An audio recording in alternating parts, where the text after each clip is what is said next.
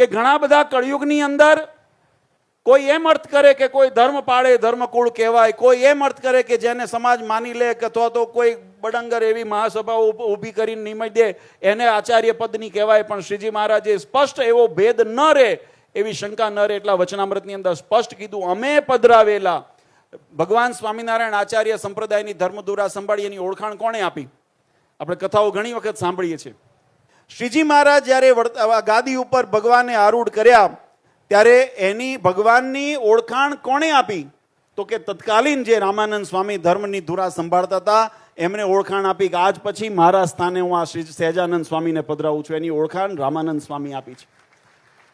આચાર્ય શ્રી રઘુવીરજી મહારાજ ને અયોધ્યા પ્રસાદજી મહારાજ આ વડતાલના સભા મંડપની અંદર પ્રસાદીની જે છત્રી પાછળ છે ત્યાં ગાદી સ્થાન, અહીંયા આગળ પરમ પૂજ્ય રઘુવીરજી મહારાજ અને પરમ પૂજ્ય અયોધ્યા પ્રસાદજી મહારાજની જ્યારે સ્થાપના કરી ત્યારે એની ઓળખાણ ભગવાન સ્વામિનારાયણે સ્વયં આપી કે આજથી અમારા સ્થાને અમે આ આચાર્યોને સ્થાપના કર્યા છે અને આજથી આ તમારા ગુરુ છે.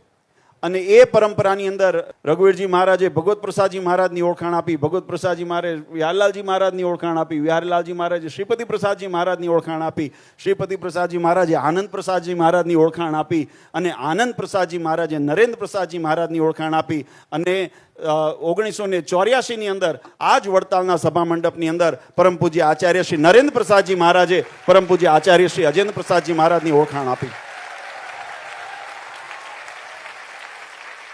આ પરંપરા એદત યો એતદ વંશાણામ કરિષ્યંતી આશ્રયમ, સત્સંગી જીવનની અંદર મહારાજ કે આ જે અમારા પધરાવેલા આચાર્ય એ રઘુવીરજી મહારાજને એની પરંપરાની અંદર જે આચાર્ય પ્રમાણિત રૂપે આચાર્ય પદની અંદર સ્થાપિત થયા હોય ને એનો જે આશ્રય કરશે એને ભગવાન કે અમારા ધામની અમે પ્રાપ્તિ કરાવશું.